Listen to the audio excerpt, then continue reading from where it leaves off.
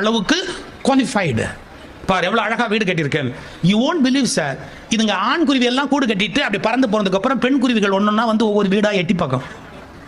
எட்டி பார்த்து இருக்கிறதுல எவன் நல்லா வீடு கட்டியிருக்கிறானோ அந்த குருவியை செலக்ட் பண்ணும் பார்ட்னர்.